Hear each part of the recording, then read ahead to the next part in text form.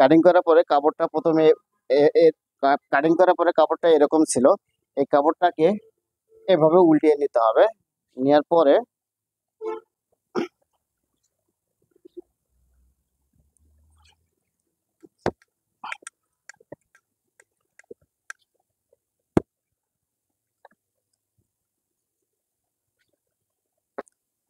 আমি সুন্দরভাবে ব্যাক পার্টটা ডবল করে ভাঁজ ভাঁজ করে নিয়েছি। এখন এই কাপড় ব্যাক পার্টের উপরে এই সামনে পার্টটা রাখতে হবে। একটা জিনিস আমি আপনাদেরকে বোঝাই, এই দাগ থেকে এই পৌনে পৌনে 1 ইঞ্চি ভিতরে দাগ দিয়ে নিতে হবে এভাবে। যারা হয়তো একদম নতুন তাদের জন্য এই থিওরিটা। পৌনে 1 ইঞ্চি দাগ দেওয়ার নেওয়ার উদ্দেশ্য হলো যে এই ব্যাক প্যাডের যে ক্রিজটা আছে, এই ব্যাক প্যাডের ক্রিজটা এবং এই যে আপনি যে এই দাগ তিনটা যে নিয়ে তিনটা দাগ যে দিয়ে নিয়েছি, এই দাগ বরাবর রাখতে হবে এই সামনে পাটটা।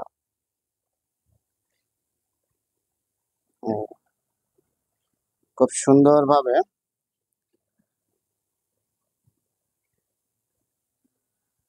দেখেন, সহজে আমি দাগটা দিয়ে নিয়েছি। এখন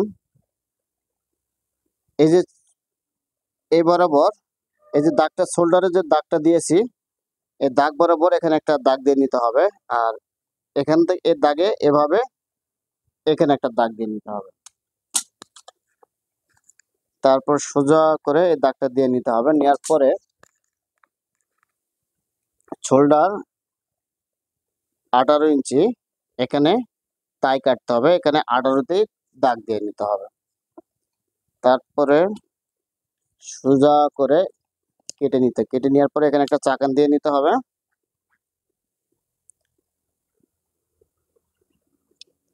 তারপর সুন্দর করে শেপটা এভাবে কেটে নিতে হবে। নেওয়ার পরে এই শেপ সামনে পাড়ের শেপ অনুযায়ী ব্যাক পার্টটা সুন্দর করে কাটিং করে নিতে হবে। তারপর চাইনিজটাও একইভাবে সামনে পার্টের শেপ অনুযায়ী কাটিং করে নিতে হবে। এখানে আসলে কিভাবে শেপটা দিতে হয় বা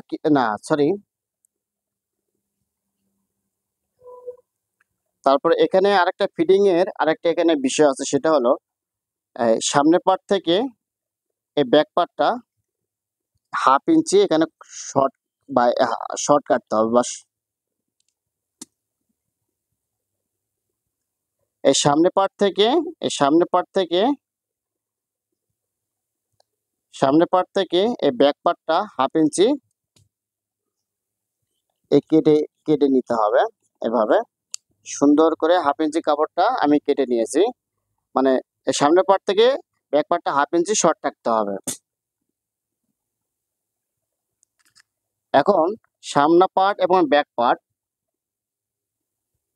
আমি যে আপনাদেরকে মাপটা দেখিয়েছি, শেপ মাপ অনুযায়ী আমি যার জন্য শার্টটা কাটিং করছি তার গঠন অনুযায়ী কিভাবে শেপ দিতে হয়, কিভাবে বডি শেপ দিতে হয়, কিভাবে আর্মহোলের শেপ দিতে হয়, কতটুকু শোল্ডার ডাউন দিতে হবে, পুরোটাই আমি আপনাদের সাথে শেয়ার করছি এবং সুন্দরভাবে বুঝিয়েছি।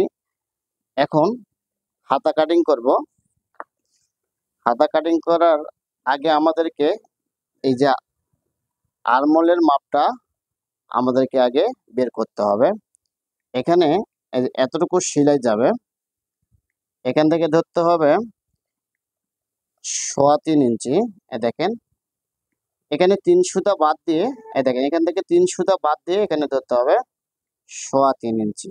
দেখেন 3.25 ইঞ্চি ধরার পরে সুন্দর করে এভাবে রাউন্ডটা, এখানে কত আছে 13 ইঞ্চি। এই 13 এই মাথা থেকে এখানে 3 ইঞ্চি 3 সুতা বাদ দিয়ে সেলাইটা বাদ দিয়ে ধরতে হবে এই 13 ইঞ্চি। 13 থেকে সুন্দর করে রাউন্ড করে নিতে হবে। এখানে আছে 21.5 ইঞ্চি। এই 21.5 ইঞ্চি এখন হাতা কাটিং